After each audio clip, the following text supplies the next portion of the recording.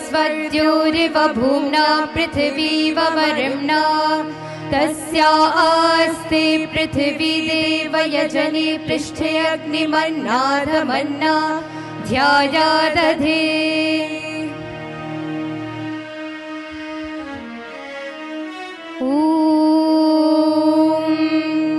उद्बुद्ध्य स्वाग्ने प्रतिजागृहित्वमिष्टापूर्ते सगं सृजेथामयं च अस्मिन् सदस्थे अत्युत्तरस्मिन् विश्वे देवा यजमानश्च सीदत।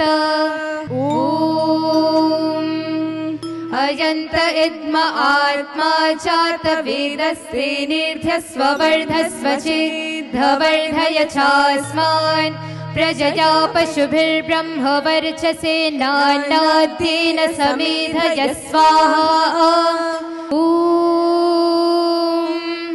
अग्नये स्वाहा इदमग्नये इदन्न मम।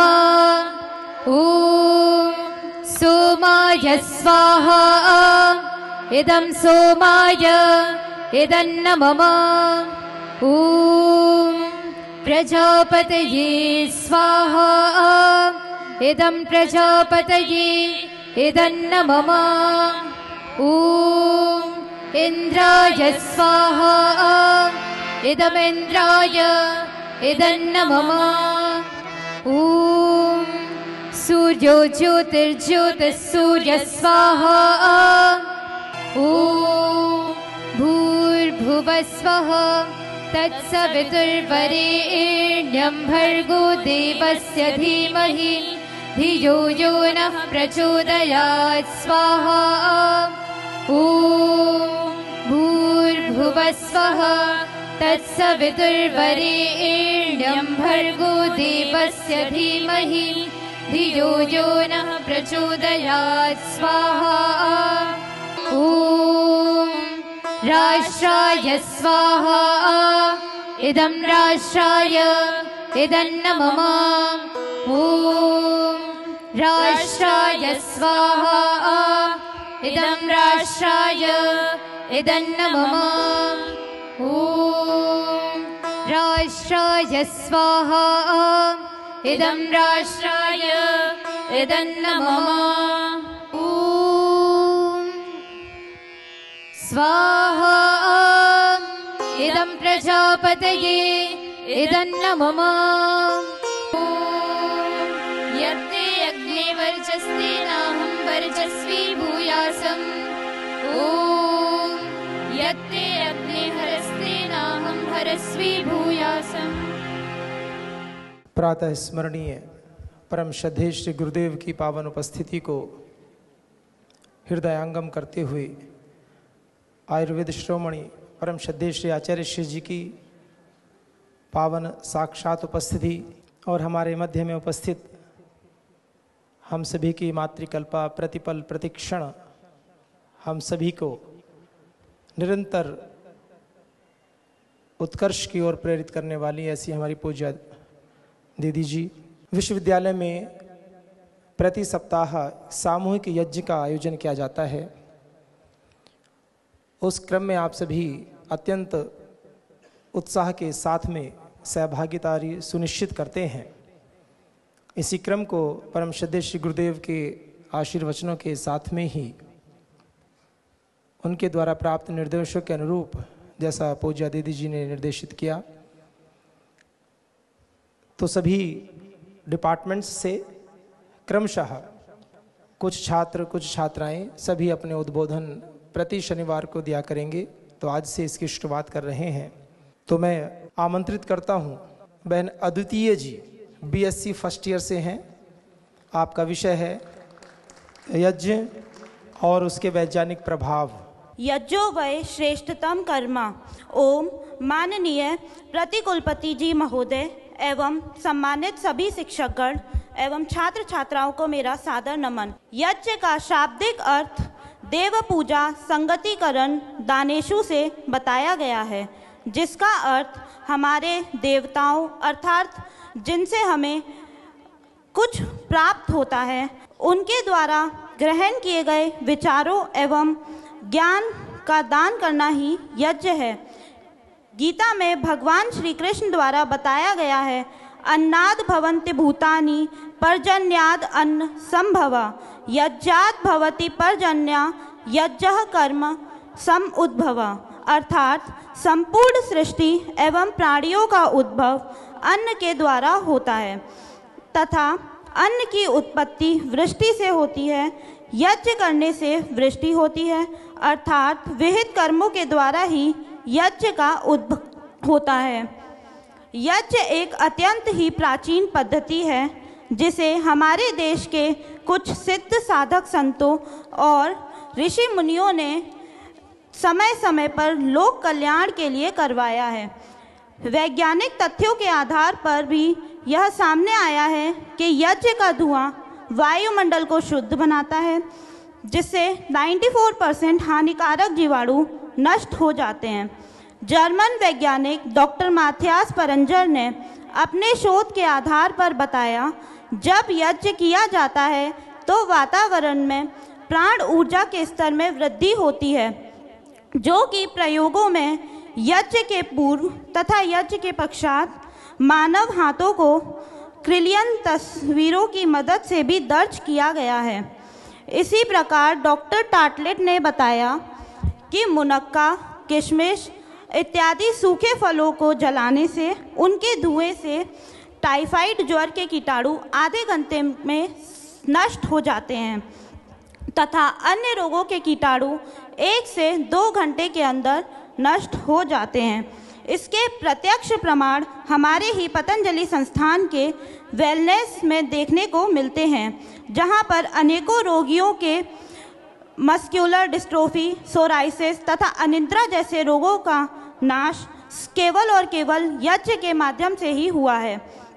अग्निहोत्र करते समय हम जिन भी पवित्र वेद मंत्रों का उच्चारण करते हैं, उनके उच्चारण की ध्वनि मात्र से ही पर्यावरण एवं हमारे स्वास्थ्य पर प्रभाव पड़ता है। जब हम ओम ध्वनि या अन्य मंत्रों का उच्चारण करते हैं तो वह 432 हर्ट्ज की आवृत्ति पर कंपन करता है, जो कि प्रकृति में विद्यमान हर वस्तु में पाई जाने वाली समान कंपन की आवृत्ति है। यह हमारे मन एवं मस्तिष्क की शांति हेतु अत्यंत लाभप्रद है। यज्ञ का विधान हमारे संपूर्ण जीवन और जगत के कल्याण के लिए ऋषियों तथा वेदों के आदेश, उपदेश एवं संदेश से हमको समझ लेना चाहिए। अर्थात यज्ञ का यह पवित्र अनुष्ठान हमारे लिए अत्यंत ही कल्याणकारी है। प्राणियों के लिए तथा संपूर्ण पर्यावरण चक्र के लिए यज्ञ एक वरदान है, जिसके प्रमाण हमें ऋग्वेद, यजुर्वेद, सामवेद तथा अथर्ववेद जैसे धर्म शास्त्रों और अनेकों ब्राह्मण ग्रंथों तथा उपनिषदों में, वेदों में, पुराणों में इसका महत्व बताया गया है। यज्ञ से भौतिक तथा आत्मिक लाभ होता है, जिसका वर्णन हमें यज्ञ मीमांसा में पंडित बेनी श्याम शर्मा ने करते हुए लिखा है, येन सदनुष्ठानेन संपूर्णम विश्वम कल्याणम भवेत। आदि दैविक, आदि भौतिक, आध्यात्मिक ताप त्रयोन्मूलनम सुकरम स्यात् तद यज्ञ पदाभिधेयम। अर्थात जिस अनुष्ठान से संपूर्ण विश्व का कल्याण हो तथा आदि दैविक, आदि भौतिक और आध्यात्मिक ताप का उन्मूलन हो, उसी पद को यज्ञ कहा है। यज्ञ द्वारा प्रदूषण का सर्वथा नाश होता है। आत्मा की शुद्धि से लेकर पर्यावरण शुद्धि का श्रेष्ठतम उपाय यज्ञ है। अंत में मैं आप सभी से यह विनती करना चाहूँगी कि आप अथर्ववेद में वर्णित मूल मंत्र अहम यज्ञो भुवनस्य नाभि, अर्थात यज्ञ ही ब्रह्मांड का केंद्र है, इसकी गंभीरता को समझेंगे और सभी वैज्ञानिक तथ्यों जिनको मैंने आपके समक्ष अभी प्रस्तुत किया है, उन्हें ध्यान में रखते हुए आप सभी अब से यज्ञ में पूर्ण श्रद्धा भाव एवं उत्साह के साथ सम्मिलित होंगे। ओम। एक बार जोरदार अभिनंदन करेंगे बहन अद्वितीय जी का। बहुत ही सुंदर इंफॉर्मेटिव स्पीच आपने दी। तो ओम का उच्चारण करने से 432 हर्ट्ज की जो आवृत्ति है वो होती है, और ये एक अनुनाद है जो पूरे कॉस्मोस में सुना जा सकता है। जब शांत बैठ करके ये जाते ना स्पेस में, वो भी बताते हैं कि एक अनुनाद है पूरे ब्रह्मांड में। तो आइए इसी के साथ मैं आमंत्रित करता हूँ BA फर्स्ट ईयर से, जिनके नाम में सब कुछ समा जाता है, हमारे ब्रह्मचारी शिव कैलाश जी। ओम। लगी विकास की होड़ धरा पर, सब अंधे होकर भाग रहे, जल जंगल जमीन का दोहन, पर्यावरण सब बिगाड़ रहे।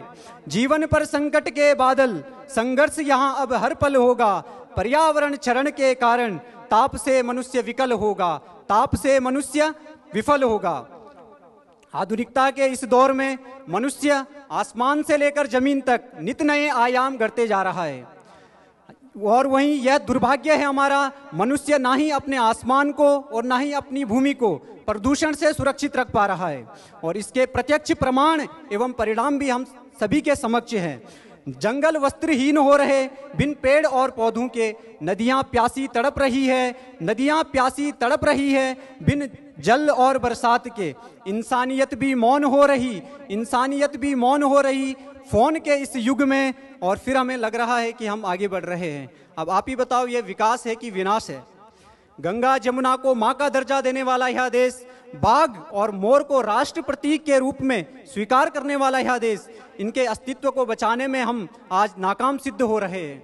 यह स्पष्ट प्रतीक है इस बात का कि अगर इसी तेजी से प्राकृतिक संसाधनों का हनन होता रहा तो आने वाले समय में या बड़ी बड़ी बिल्डिंगें रह जाएंगी देखने को, मिट्टी का स्थान ये सीमेंट ले लेंगी, नदियां प्रवर्तित हो जाएंगी नालों में, और पेड़ पौधे, जंगल जमीन, नदियों के स्थान पर बस उनके चित्रण ही रह जाएंगे। मनुष्य आज विज्ञान के क्षेत्र में बहुत ही उन्नति कर रहा है, बहुत ही शक्तिशाली सामर्थ्यवान बनता जा रहा है, पर अब भी ना ही मनुष्य में और ना ही किसी भी विज्ञान में इतना सामर्थ्य है, इतनी शक्ति है कि वह जल बना सके, वह वायु का निर्माण कर सके, वह पृथ्वी, पेड़ पौधे, किसी चीज का भी निर्माण कर सके। क्योंकि इन चीजों को हम सिर्फ बचा सकते हैं, इन चीजों को हम बना नहीं सकते। अंत में प्रकृति के क्या संदेश है हम सभी के लिए? पर्वत कहता शीश उठाकर तुम भी ऊंचे बन जाओ, सागर कहता है लहराकर मन में गहराई लाओ, समझ रहे हो क्या कहती है उठ उठ गिर गिर तरल तरंग, भर लो अपने मन में मीठी मीठी मृदुल उमंग। पृथ्वी कहती धैर्य न छोड़ो, कितना ही हो सिर पर भार, नभ कहता है फैलो इतना, ढक लो तुम सारा संसार, ढक लो तुम सारा संसार। धन्यवाद। बहुत ही ऊर्जावान उद्बोधन हमारे भाई शिव कैलाश जी ने दिया। इन सभी विचारधाराओं का जन्म जिस माध्यम से होता है, ऐसे यम नियम संबंधी विषयों पर अपने विचार प्रस्तुत करने आ रही हैं BNYS बैच फर्स्ट बैच से बहन इशिका सरोहा जी। योगेन चित्तस्य पदेन वाचां मलं शरीरस्य च वैद्यकेन योपाकरोत्तमं प्रवरं मुनीनां पतञ्जलिं प्राञ्जलिरानतोऽस्मि, पतञ्जलिं प्राञ्जलिरानतोऽस्मि। यहाँ उपस्थित सभी दिव्य आत्माओं को मेरा नमन। मैं इशिका सरोहा BNYS द्वितीय वर्ष की छात्रा आज आप सभी के समक्ष बताना चाहूँगी योग के 2 बहुमूल अंगों को, जिनका विवरण अष्टांग योग में किया गया है। तो ये है यम और नियम, जो हमारे अष्टांग योग के पहले 2 अंगों में से हैं। इनका पालन करना एक मनुष्य के लिए अनिवार्य माना गया है, इसीलिए इनके पालन के बिना योग पूरा नहीं हो सकता और मनुष्य योगी नहीं हो सकता। यम जो सामाजिक एवं नैतिक संयम का वर्णन करता है, और नियम जो आत्म अनुशासन का वर्णन करता है। ये 2 नैतिक सिद्धांत हमारा मार्गदर्शन करते हैं। इन्हें सही जीवन जीने के तरीके के रूप में जाना जाता है। ये वास्तव में हमारे पूरे अभ्यास की नींव बनाते हैं, और जैसे जैसे हम जीवन पथ पर आगे बढ़ते हैं, इन नैतिकताओं का सम्मान करने का मतलब है कि हम हमेशा प्रत्येक क्रिया के प्रति सचेत रहते हैं, और इसलिए अधिक वर्तमान और जागरूक स्थिति विकसित करते हैं। अतः इन्हें जानना भी आवश्यक है। पूर्णतया यमाः अहिंसा सत्य अस्तेय ब्रह्मचर्य अपरिग्रह यमाः। यह 5 प्रकार के यम बताए गए हैं। महर्षि पतंजलि जी कहते हैं, जब हम हिंसक नहीं होंगे तो दूसरे हमारे प्रति शत्रुतापूर्ण या हिंसक नहीं होंगे। जब हम सच्चे और ईमानदार होते हैं तो हमारे कार्य ईश्वरीय इच्छा के अनुरूप हो जाते हैं और हमारे पक्ष में कार्य होते रहते हैं। अपरिग्रह यानी अधिकता की हमारी इच्छा को शांत करने से हमें योगिक यात्रा के लिए अधिक ऊर्जा मिलती है, और जब हम अपरिग्रह का अभ्यास करते हैं तो हमें जीवन के उद्देश्य की बेहतर समझ होती है। महर्षि पतंजलि जी 5 नियमों के लाभ के बारे में भी बताते हैं। इसका सूत्र है शौच संतोष तपस्वाध्याय ईश्वर प्रणिधानानि नियमाः। पवित्रता से स्वयं के शरीर पर मोह की वापसी के साथ साथ दूसरों के साथ शारीरिक संपर्क की इच्छा की समाप्ति होती है। संतोष, संतुष्टि हमें अपनी इंद्रियों को नियंत्रित करने में सक्षम बनाती है, अतः मन और शरीर दोनों ही स्वस्थ रहते हैं। तप यानी तपस्या, भीतर की आग जो हमें अधिक आध्यात्मिक जीवन की ओर ले जाती है, शारीरिक और मानसिक दोनों अशुद्धियों को दूर करती है जो आत्मज्ञान में बाधा बन सकती है, उन सभी अशुद्धियों को दूर करती है। स्वाध्याय यानी स्वयं का अध्ययन, जिसके माध्यम से हम अपने वास्तविक स्वरूप के बारे में जानते हैं, सीखते हैं, जो हमें उस उच्च शक्ति से जोड़ता है जो हमारा स्रोत है। ईश्वर प्रणिधानान, एक बार जब हम परमात्मा से जुड़ जाते हैं तो हम देखते हैं कि हमारी सच्ची शक्ति खुद से भी बड़ी किस चीज़ में विश्वास आ जाती है। हम मानते हैं कि हम जो कुछ भी हैं उसका हिस्सा हैं और ब्रह्मांड की महान शक्ति के साथ मिलकर रहना सीखते हैं। इसी उच्च शक्ति के प्रति समर्पण के माध्यम से हम आत्मज्ञान प्राप्त करते हैं। अंत में यही कहना चाहूँगी कि यम और नियम को एक अनिवार्य कार्य सूची के रूप में सोचने के बजाय उन्हें आंतरिक और बाहरी शांति और आनंद को बढ़ावा देने वाले तरीकों से कार्य करने से निमंत्रण के रूप में देखें। वे आपके भीतर और आपके पर्यावरण और दूसरों के संबंध में सद्भाव पैदा करते हैं, और जहाँ सद्भाव है वहीं चेतना का विस्तार हो सकता है। इसीलिए यम और नियम का पालन करके हम अपने जीवन को बहुत सरल व स्वच्छ बना सकते हैं और अपने आने वाली पीढ़ी को गलत आचरण से भी बचा सकते हैं। धन्यवाद। ओम। बहुत बहुत साधुवाद बहन इशिका जी। इसी कड़ी में आयुर्वेद और यज्ञ इस सुंदर विषय पर बीएससी प्रथम वर्ष के छात्र अंतरिक्ष जी को मैं आमंत्रित करता हूं। ओम। आयुषो वेद आयुर्वेद, अर्थात जिस ग्रंथ में जीवन का विज्ञान का वर्णन किया हो उस ग्रंथ को आयुर्वेद कहते हैं। आयु वृद्धि हेतु सर्वश्रेष्ठ जो कार्य है वह यज्ञ है। यह न केवल आरोग्यता प्रदान करता है, साथ ही साथ यह विशेष अपने संस्कृति को जोड़ने रखने का सहायक है। यज्ञ विधान में विविध संपन्नता के कारण या यज्ञ कुंडों में विशेष महत्व है। मूल्य रूप से यज्ञ कुंड 8 प्रकार के होते हैं, जिसका प्रयोग विशेष प्रयोजन के लिए किया जाता है। हर एक यज्ञ कुंड का स्वयं में एक विशेष महत्व और एक विशेष कारण है, और इस यज्ञ कुंड से अनुरूप व्यक्ति अर्थात जो यजमान जो यज्ञ करता है उसे उस यज्ञ की फल प्राप्ति होती है। जो हम प्रतिदिन यज्ञ करते हैं, जैसे कि जो अभी हम रोज यज्ञ करते हैं, वो यज्ञ कुंड चतुष्मास्त्र कोण अर्थात जिस कुंड को 4 कोण होते हैं, 4 कोण होते हैं उस कुंड को।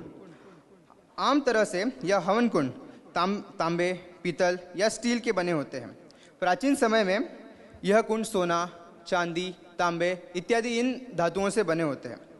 आयुर्वेद के अनुसार इन धातुओं में रसायन गुण होते हैं जो स्वास्थ्य के लिए अधिभूख होते हैं।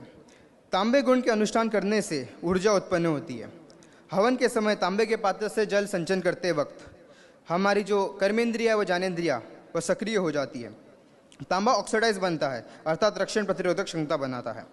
हवन कुंड प्रज्वलित होने के अग्नि के उठते वक्त धूम हितकारी माना जाता है। यह हमारे शरीर पर, मन पर एवं पर्यावरण पर प्रभाव डालता है। यज्ञ का प्रयोग जानने वाले सामग्री घी अति सूक्ष्म या स्थूल कर देने वाली अग्नि यज्ञाग्नि होती है। यज्ञाग्नि में घी अर्पित किया जाता है तब वह हमारे प्रतिकूल शत्रुओं, दोषों और तथा सर्वस्त्र दोषों को भस्म करने में समर्थ होता है। घी की धारा से संपन्न होने वाला यज्ञ पवित्रता देता है तथा औषधियों में इसका संचार करता है। आयुर्वेद के अनुसार घी का सेवन शरीर के लिए वात दोष का प्रभाव कम करता है, रुक्षता आदि इनका क्षय करता है, स्निग्धता बढ़ाता है, पाचन शक्ति में सुधार करता है। घी के सेवन से याददाश्त क्षमता बढ़ती है। जब हम घी का सेवन करते हैं तब स्थूल रूप में से वह केवल हमारे शरीर को लाभप्रद होती है, बट यदि जब वो पोषण भी करती है, परंतु यदि हम घी का सेवन यज्ञ के द्वारा अर्थात सूक्ष्म रूप से करें तो यह हमारे शरीर के लिए अपितु आसपास में जितने भी जन पर्यावरण उपस्थित है उनके लिए लाभप्रद होता है। यज्ञ के सूक्ष्म रूप से होने वाले कारण वह जो समय लेते हुए हमारे शरीर में पोषण प्रदान करता है, क्योंकि समस्त औषधियों में औषधीय वायु ही सर्वश्रेष्ठ औषधि का कार्य करता है। देवगण वज्र रूप से शत्रु रूप प्रदूषण में विनाश करता है या एवं प्रदूषण का विनाश करते हैं। यज्ञ जो सामग्री यथा उपयुक्त किया जाता है उन सामग्री का संविदा ऋतु के अनुकूल होनी चाहिए, अर्थात ऋतुचर्या के अनुसार उनका उपयोग करना चाहिए। जैसे शरद ऋतु में आम, शिशिर में बड़, ग्रीष्म में पीपल, वर्षा में बिल्म, बसंत ऋतु में शमी और हेमंत ऋतु में खेर का उपयोग किया जाता है। और पूरे ही 12 मास अर्थात संपूर्ण एक वर्ष में जो लकड़ी या जो समिधा के रूप में उपयोग किया जाता है वो गोग्य होता है, अर्थात जो गाय के उपलों से जो समिधा बनी होती है उसे गोग्य कहते हैं। उसका बहुत महत्वपूर्ण लाभ होता है और उसको आयुर्वेद के अनुसार बहुत महत्वपूर्ण दृष्टिकोण से देखा गया है। वास्तुशास्त्र के अनुसार जो बहुत पवित्र होता है एवं जो गोक्य होता है उसके धुआं बहुत पवित्र होता है। रोजाना इसका छिड़काव करने से या इसको करने से नकारात्मक शक्तियों का विनाश होकर सकारात्मक शक्तियों का संचार होता है। अभी बात आती है सामग्रियों की। सामग्रियों में 4 प्रकार की सामग्री होती है: सुगंधित, मिष्ट, पुष्टिकारक और रोगनाशक। सुगंधित में जैसे कि शक्कर हो गया, केसर, चंदन। मिष्ट में शहद हो गया, चीनी आदियों का प्रयोग। पुष्टिकारक में घृत, कंदमूल, बादाम आदियों का। और रोगनाशक में गिलोय, गुलाब का फूल, आंवला, शतावर आदियों का। जब किसी व्यक्ति को कोई रोग हो तो वह बिना किसी स्थूल औषधियों के बिना यज्ञ में उस औषधियों को अर्पित करके वह रोगानुसार औषधियों को अर्पित करके वह अपने आप को, अपने रोगों को निरोगता प्रदान कर सकता है। उदाहरणार्थ वातेष्टि हो गई, पित्तेष्टि, कफेष्टि, मधुएष्टि, कर्कटेष्टि आदियों का।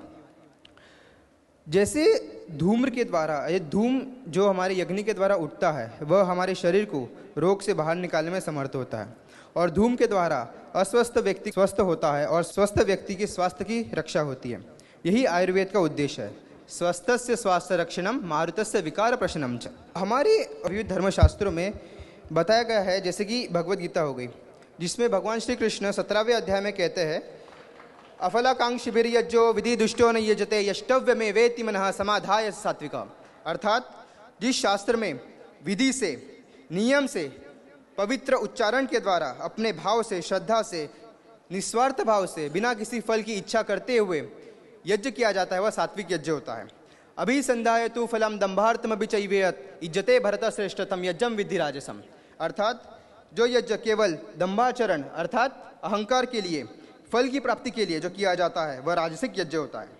विधिहीनम सृष्टान्नम मंत्रहीनम दक्षिणम श्रद्धा विरहितम यज्ञम तामसम परिचक्षते।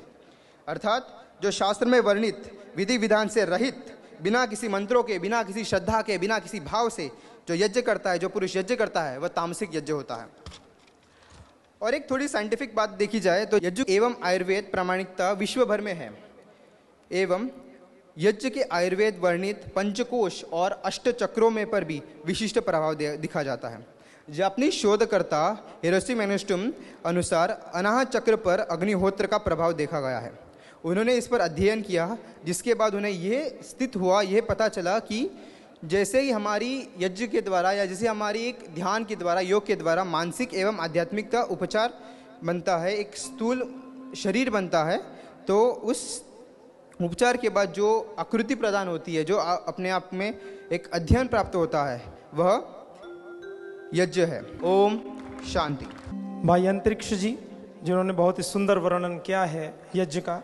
अब मैं आमंत्रित करता हूँ बहन योगिता जी, जो BA फर्स्ट ईयर से हैं, और आपका विषय है इस देश में बढ़ता भ्रष्टाचार। Honorable Pujya Didi ji, respected Swami Jis and teachers and my dear friends, I welcome you all present here. I am here to present a speech on corruption. By corruption, we meant that dishonest or immoral behavior or any activity that result in the gain of some powerful organization or people. Thus, corruption often results in loss to the worker section of the society or organization. Corruption may lead to human and drug trafficking, money laundering, police brutality, etc. There are different types of corruption. For example, a bribe involves two types of corruption made to any officials for exchange of uses by his official powers. It involves two parties, the one who pays for any favor and the one who accepts the payment for official powers. Second form is influence, peddling or trading. In influence involves three parties to act. It means a person or organization selling their influence over the decision-making process so that the third party profits from it. Next is favoring supporters, relatives, friends for an official or private gain. For forms of corruption. In this, many indeservable people are leaders in the system over all the able ones. Corruption felt a lot. For example, political effects. Corruption become a major roadblock for the rule of laws and democracy. The political system loses its legitimacy when power is used for private advantages. The next brutal effect of corruption is on our economic. It depletes national wealth. The betterment of communities and societies are compromised for the benefits of the profit of some officials. Therefore, leads to the misuse of national resources. Corruption is the worst thing which is happening in our social life and affecting it in the worst level by making the community and society giving up on their trust in the system. This makes it even more challenging to remove corruption from the system. In now times, corruption has fixed her foot in our roots. But we have to fight against it by making effective laws. Enforcing is the key to ensure that the culprit is punished. For this purpose, we need to strong a legal framework. The tradition of government, openness, freedom to the press, transparency, and access to information helps curbing corruption. And the main thing is to keep a scanner on international financial system to stop money laundering by culprit officials. To sum it up, corruption is the biggest evil in our society. All necessary steps must be taken to eliminate this evil. Not only the ones who have power, but at times even worker section of the society tends to become culprit in this. I hope that from now on, every individual will strictly oppose and prevent corruption activities occurring around everywhere in us. Thus, this will ensure the complete socio-economic and political development of our society and country at large. Thank you so much. बहुत बहुत अभिनंदन है बहन योगिता जी। तो मैं आमंत्रित करता हूँ भाई Naveen ji, BNYS first batch से हैं। सभी को ओम। Lifestyle modification through naturopathy, उपकृष्ट मॉडिफिकेशन प्राकृतिक चिकित्सा से हम कैसे कर सकते हैं, इसके बारे में हम चर्चा करेंगे। What is life style? हमारा बिहेवियर, जो भी हमारी एक्टिविटी है हम डेली लाइफ में करते हैं, वो सब हमारी लाइफ स्टाइल के अंदर आती है। जो हमारी जीवन शैली है, वो जीवन शैली सीधी सीधी हमारे स्वास्थ्य के साथ जुड़ी हुई है। जैसी हमारी जीवन शैली होगी वैसा ही हमारा स्वास्थ्य होगा। तो स्वास्थ्य के बारे में बताया गया है, स्वास्थ्य स्व में स्थित हो जाना है, स्वास्थ्य कहा गया है। और इसकी डेफिनेशन बताई गई है, स्वास्थ्यमेव सर्व सुख मूलम। स्वास्थ्य ही सर्व सुखों का मूल बताया गया है। इसी के साथ अगर हम दूसरी डेफिनेशन देखें, जैसे कि जो हमारा विश्व स्वास्थ्य संगठन है, उसने भी हेल्थ, स्वास्थ्य की अलग डेफिनेशन बताई है। उन्होंने बताया है कि health is defined as physical, mental, moral and spiritual wellbeing, not merely the absence of disease and infirmity. इसमें कहा गया है कि जो हमारा स्वास्थ्य है उसका सामान्य अर्थ ये नहीं है कि हमारा ओनली शारीरिक स्वास्थ्य है, उसमें शारीरिक के साथ साथ मानसिक, आध्यात्मिक, सामाजिक। महर्षि सुश्रुत द्वारा कहा गया है, समदोष समअग्निश्च समधातु मल क्रिया प्रसन्न आत्मेन्द्रिय मनः स्वस्थ इत्यभिधीयते। अर्थात दोष धातु मल एवं अग्नि इनका साम्य अवस्था में रहना एवं इंद्रिय मन और आत्मा का प्रसन्न चित्त रहना, ये स्वास्थ्य की डेफिनेशन बताई गई है। तो स्वास्थ्य के मुख्य 4 आयाम हैं। पहला है शारीरिक आयाम, फिर मानसिक, उसके बाद सामाजिक एवं आध्यात्मिक। तो सबसे पहले हम शुरू करते हैं शारीरिक आयाम से, शारीरिक स्वास्थ्य थे। तो शरीर से हम क्या समझते हैं? शरीर से हमारा सीधा सीधा तात्पर्य है हमारा शरीर। हमारा शरीर कई घटकों से मिलकर बना हुआ है और उन घटकों की साम्य अवस्था को बनाए रखने से हमारा शारीरिक स्वास्थ्य परिपूर्ण एवं समग्र रहता है। उन घटकों में हमारे पंच महाभूत, पंचकोश, पंचेंद्रिय, पंच प्राण, पंच उपप्राण इत्यादि सम्मिलित है।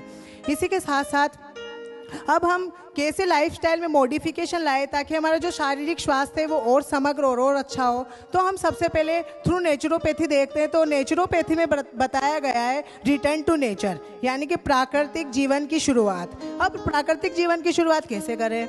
तो सबसे पहले हमारी पतंजलि यूनिवर्सिटी में हम रिटर्न टू नेचर डेली करते हैं थ्रू आवर दिनचर्या। अकॉर्डिंग टू साइंस भी देखें तो ब्रह्म मुहूर्त में उठने से हमारा जो पर्यावरण का ऑक्सीजन लेवल है वो अच्छा मतलब गुड रहता है, ऑक्सीजन लेवल। तो उसके कारण जो हमारी प्राण वायु है जो हम लेते हैं शरीर के अंदर वो अच्छे से प्रविष्ट होती है, जिससे हमारे कार्य करने की शक्ति और जो है वो अच्छे से उत्पन्न होती है। इसी के साथ साथ अकॉर्डिंग टू नेचुरोपैथी और देखें तो सुबह सुबह ब्रह्म मुहूर्त में हमारी वाइटलिटी ऑल्सो इंक्रीजेस। वाइटलिटी मतलब जीवनी शक्ति हमारी वो भी इंक्रीज होती है।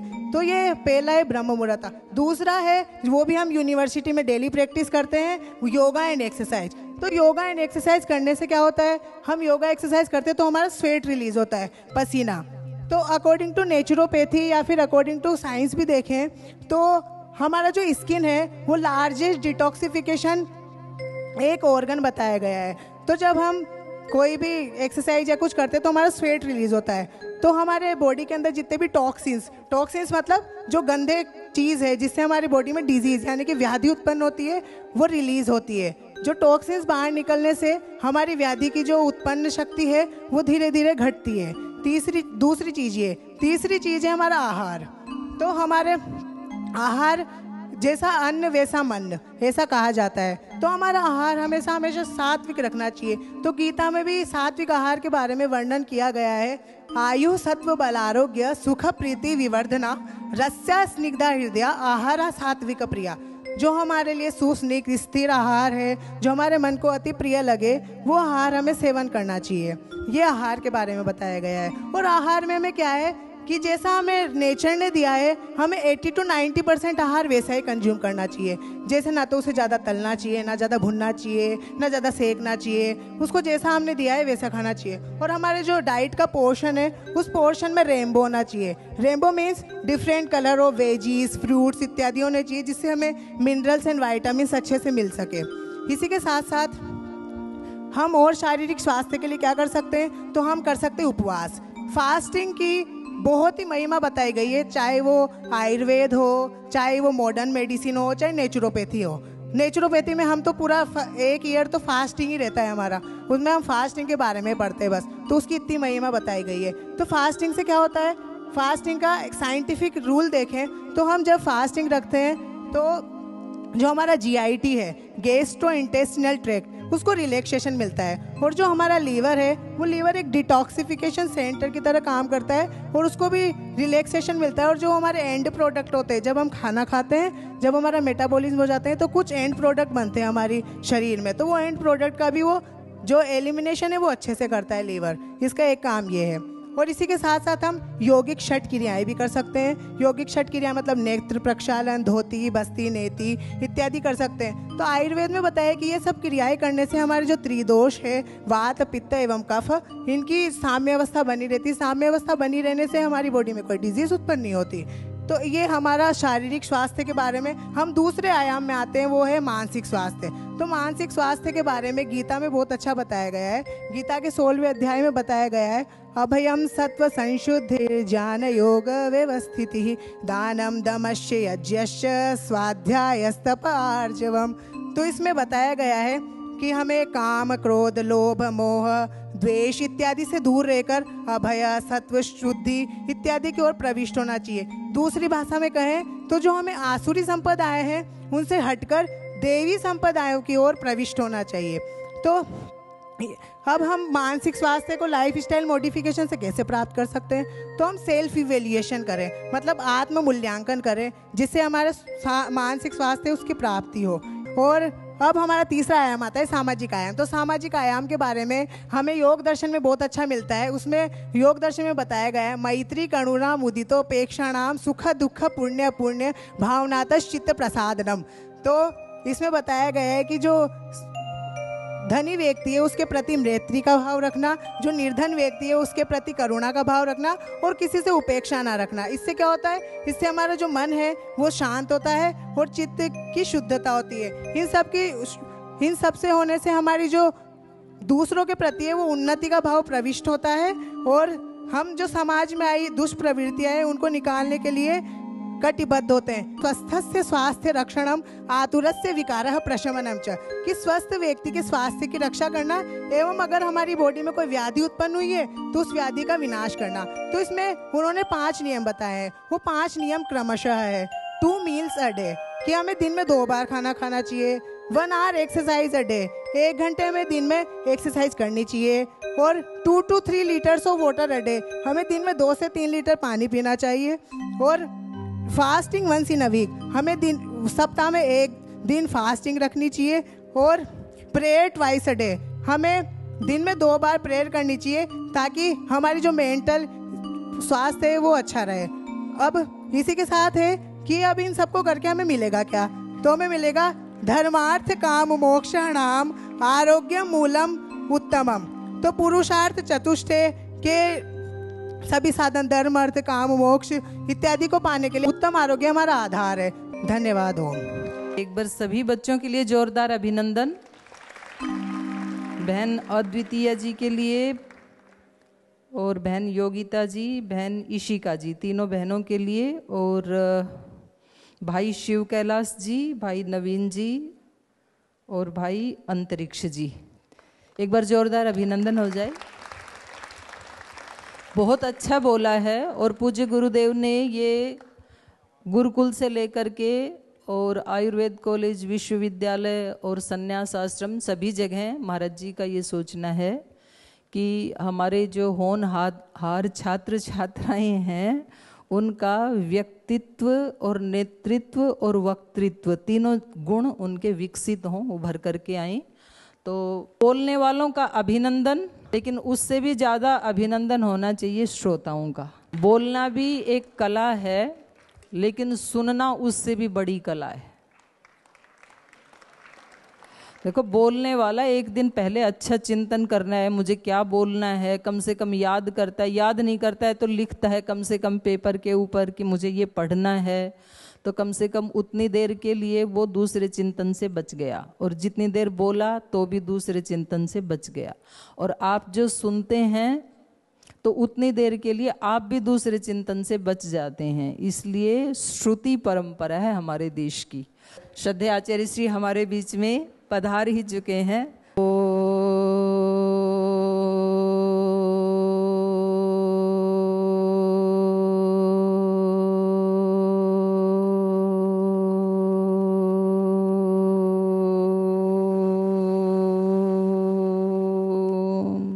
ओम श्री गुरुभ्यो नमः। आप सबने यज्ञ किया, बहुत दिन से हमारी इच्छा थी आप सबसे मिलें। वक्तव्य कैसा रहा? चलो जी, उसके लिए बधाइयाँ। वो खड़े तो हो जाओ जिन्होंने भाषण दिया था। 5 ही थे, गाय भी हो गया एक। हाँ, नमस्ते बेटा, बहुत आशीर्वाद बेटा। चलो चलो, प्रणाम। नमस्ते। ठीक है, बहुत आशीर्वाद, जाओ। तो ये देखो, विश्वविद्यालय, ये परम श्रद्धेय पूज्य स्वामी जी का एक संकल्प है, आप सबको पता है। विश्वविद्यालय वस्तुतः प्राचीन काल में गुरुजन विद्या दान इसलिए करते थे, विद्या से आपको दीक्षित इसलिए करते थे, विद्या से परिपूर्ण इसलिए करते थे क्योंकि विद्या को आधार माना जाता था जीवन के उन्नयन के लिए, जीवन की जो मनुष्य के अंदर जो मनुष्यता का जो भाव है, जो स्थिति है, वो चेतन और जागृत हो सके। मनुर्भव दैव्यम जन्म कह करके कि मनुष्य को मनुष्य बनाने के लिए विद्या या विविध तरह की जो शिक्षाओं की कल्पनाएं की गई। फिर कालांतर में विद्याओं से, क्योंकि बहुत सारी जीवन निर्वहन के लिए जिन साधनों को जानने का उपाय जो है वो विद्याओं को माना गया। पहले तो आध्यात्म के लिए, जीवन के रहस्यों को जानने के लिए, फिर भौतिकी समृद्धि के लिए। तो धीरे धीरे कालांतर में आज जो विद्या की स्थिति है वो एकांगी है, एक तरफा है।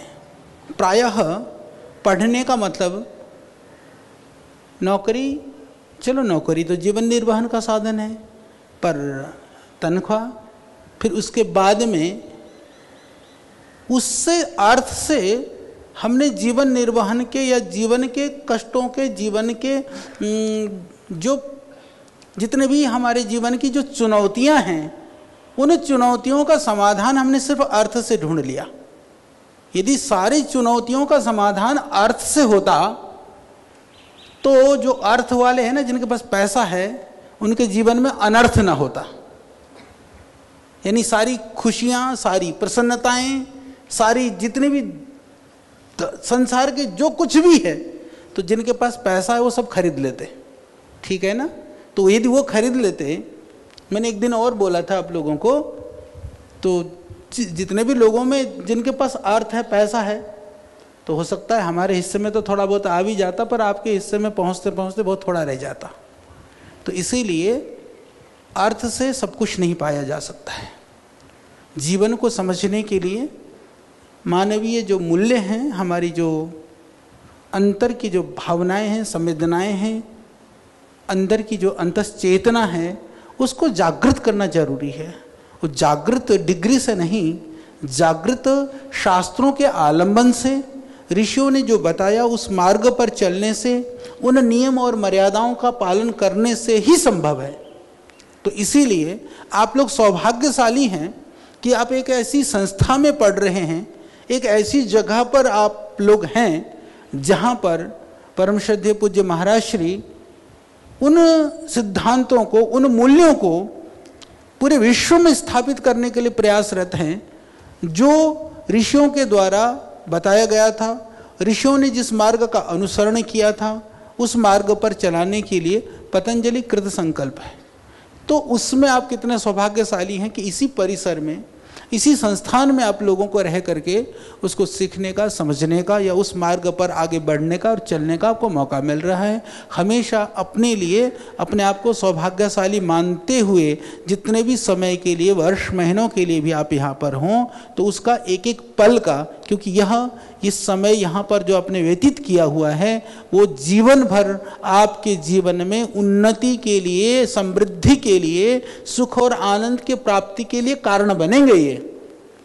तो इसीलिए इस पल का पूरा सदुपयोग करिए, पूरा आनंदित रहिए और हर्षित होइए।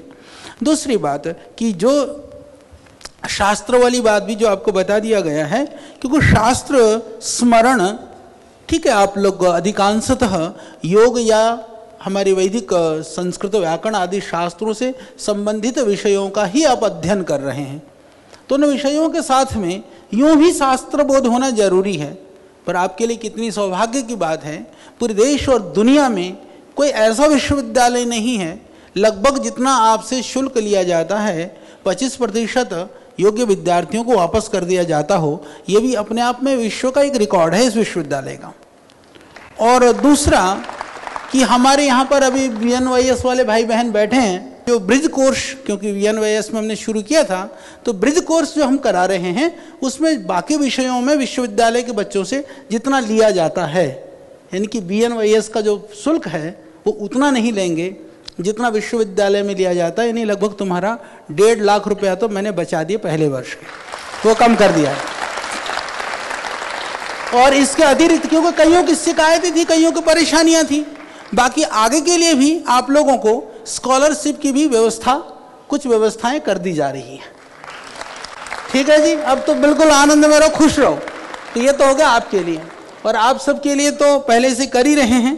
तो उसके साथ साथ में अब शास्त्र स्मरण वाला। अब जैसे योग दर्शन है, मान लो योग दर्शन मैंने भी जब याद किया था, मुझे याद है सुबह शाम बहुत ज़्यादा हम साधना में रहते थे, क्योंकि मैंने योग दर्शन याद किया था जब मैं गंगोत्री में, गंगोत्री से भी आगे गंगा बाग जगह है, आज भी वो जगह अभी याद करने मात्र से वो दृश्य मुझे अपने आंखों के सामने दिख रहा है। गंगा जी के किनारे पर एकदम बड़ी सी शिला में बड़ा पत्थर के ऊपर बैठ करके लेकर के रटता था। मैंने 4 दिन में, शायद मैंने 4 दिन में याद कर लिया था, 4-5 दिन में कर लिया होगा, मतलब इतने में कर लिया था। तो इतने ही हैं, ज़्यादा तो है नहीं वो। पर आपको पहले तो थोड़ी कम राशि थी, हमने बढ़ा के कितना कर दी, 1000 कर रखा शायद। तो योग दर्शन तो और सिलेबस में भी है, मतलब आप लोगों के लिए कितना ईजी। योग दर्शन तो याद करना बहुत ईजी है। और मज़ेदार बताऊं, ऐसा विश्वविद्यालय भी कहीं ना मिलेगा। ये गुरुजनों ने भी नाम लिखा दी, इनको भी मिलेगा, याद करेंगे। जो गुरुजन बैठे हैं ना सब, तो इन सब गुरुजनों को भी मिलेगा। तो जैसे योग दर्शन का मैंने आपको बताया, जैसे अब ईशोपनिषद है, बहुत छोटा सा है, कितना 18 मंत्र हैं, कितने हैं 18 मंत्र हैं। ईशोपनिषद भी जब मैंने याद किया था, मुझे याद नहीं, वो 3-4 दिन का ही काम है, ज़्यादा नहीं, 1 दिन में भी कर सकते हैं आप। तो अब ये मान लो तुमको वीकेंड पर और 15 दिन में जब बाहर जाने को मिलता है, बड़ी खरीदारी के चक्कर में लगे रहते हो, तो घर वालों से मांगना नहीं पड़ेगा। 10 दिन परिश्रम करो, एक शास्त्र याद करो, 15 दिन में 1000, 1500, 2000 मिलेंगे। अगले घूम घाम के खा पी करके आ जाओ, फिर अगला शास्त्र याद कर लो। हाँ, मांडुक्य उपनिषद में भी सिर्फ 12 श्लोक हैं। तो मज़ेदार काम है ना। जिनको लगता है कि ज़्यादा खर्चा पानी चाहिए, ज़्यादा याद कर लो, तो घर वालों से तो कुछ भी लेने की जरूरत है नहीं। देखो ये भी परंपरा ना, देखो विदेशों में कितना भी बड़े परिवार का बेटा हो ना, बेटे बेटियां हो, प्रायः वह जब एक +2 कर लेते हैं या थोड़े से ग्रेजुएशन वगैरह में जाते हैं, तो अलग अलग तरह के कार्यों को करते हैं वो लोग। हमने देखा वहाँ काम छोटा बड़ा नहीं होता है, वहाँ लोग अच्छे अच्छे घर के लड़के लड़कियाँ आपको होटलों में काम करते हुए मिलेंगे, कहीं किसी तरह के और एक्टिविटीज़ में लगे हुए मिलेंगे, सब काम करते रहते हैं वो लोग। वो स्किल के लिए ज़रूरी होता है, वो सीखते भी हैं। कुछ लोग कमाने के लिए भी करते हैं, कुछ वॉलंटरी सर्विसेज भी करते रहते हैं, पर खाली नहीं रहते हैं। तो यहाँ पर आपके लिए ठीक है, करने के लिए दूसरे काम हो ना हो, तो कम से कम एक तरह से इसको वॉलंटरी सर्विस मान लो ना। शास्त्र रक्षा वो हमारी रिस्पॉन्सिबिलिटी है, ड्यूटी है।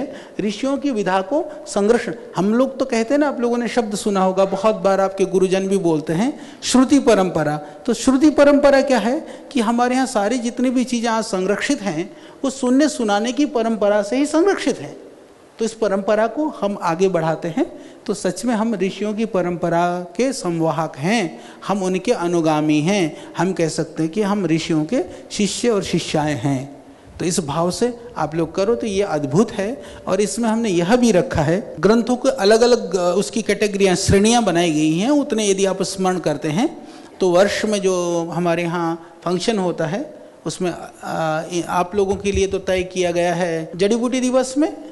हाँ, तो जड़ी बूटी दिवस यानी कि जुलाई के लास्ट महीने में, जुलाई के लास्ट में लगभग, तो उससे पहले जो आप सुनाएंगे तो उसके लिए फिर उस अतिरिक्त भी देंगे हम, यानी कि तुमको देश में छाने का भी मौका मिलेगा। पूज्य श्रद्धेय स्वामी जी के सम्मुख आप लोग इसको सुनाएंगे भी, देश के लोग जानेंगे भी, देखेंगे भी, और अतिरिक्त आपको राशि भी मिलेगी। तो ये एक बड़ी बात है। तो इसीलिए बिल्कुल मस्ती में आप सब लग करके इस शास्त्र वाली परंपरा को आगे बढ़ाओ। और दूसरी बात, मुझे प्रसन्नता भी है कि लगभग आप लोगों में से सभी बच्चों ने अपना नाम लिखाया ही है, सब ने अपना नाम लिखाया है। हम इसको ना Guinness book of world record में दर्ता कर सकते हैं। किसी भी विश्वविद्यालय का 100% विद्यार्थियों के द्वारा किसी न किसी शास्त्र का स्मरण किया गया, स्मरण याद किया है, ऐसा देश का नहीं दुनिया का पहला विश्वविद्यालय हो जाएगा। ये कर सकते हैं, ये कर देंगे। एक नहीं, 2-2, 3-3 कर देंगे। क्यों जी, तैयार हैं वर्ल्ड रिकॉर्ड बनाने के लिए? हाँ, तो ठीक है जी, ये हो गया जी। हाँ, गुरुजन समेत, और जिसके गुरुजनों ने भी सारा याद हो। बोले कम से कम एक ऐसा विश्वविद्यालय है जहां ऐसा कोई ना है जिसको कम से कम 2 शास्त्र याद ना हो। 2 तो कम से कम कर ही लो, ठीक है। क्यों भाई साहब, कितना करेगा? उपचार पद्धति के अलावा क्या करेगा? शास्त्र भी याद करने हैं, योग दर्शन और ईशोपनिषद तो कर दिए 2। ठीक है, ठीक है बच्चों, तो तैयार हो जाओ मोर्चे पर, है ना। और ये सब ये बहुत अच्छे, आप देखो ये मौका कभी मिलता नहीं है, जैसे हमने तब याद किया। इसमें एक बेटा और भी चीज़, हम लोगों ने NCVT के तहत ये सारी जितने भी जो प्रोग्राम्स हैं उनको हम लोगों ने सर्टिफिकेट कोर्स के अंदर हम लोगों ने लिया। वोकेशनल एजुकेशन के अंतर्गत आपको इसका प्रमाण पत्र भी मिलेगा, ये व्यवस्था हमने कर दी है। ये आपके लिए बड़ी बात है, यानी कि फ्यूचर में आपकी नौकरी के लिए भी ये याद किया हुआ भी जोड़ा जाएगा, वो भी मार्क्स काउंट होंगे कि आपने शास्त्र को याद किया था, वो भी काम आएगा। यानी अभी आपके कोर्स में तो काम आएगा ही आएगा, उसके अतिरिक्त आगे के लिए भी वो काम आएगा, उसकी भी व्यवस्था हमने कर ली है। वो लगभग हमने भेज दिया है बना करके, उसमें थोड़ी सी कुछ कार्रवाई करनी होती है, वो पूरा करके हम चालू करने वाले हैं। ठीक है, बढ़िया।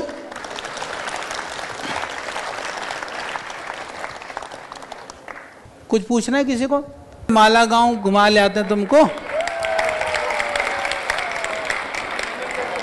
आपको इतना गर्व होगा कि विश्व की एक ऐसी चीज़ हम वहाँ पर बना रहे हैं, एक इस तरह से उसको डेवलप किया जा रहा है। पूरी धरती के जितने भी जो बॉटनी बेस्ड मेडिसिन सिस्टम के हीलर्स थे, उन सारे हीलर के लेकर के उनके स्टेचू और उन कंट्री को लेकर के उनके सारे मिनिएचर्स हम लोग क्रिएट कर रहे हैं।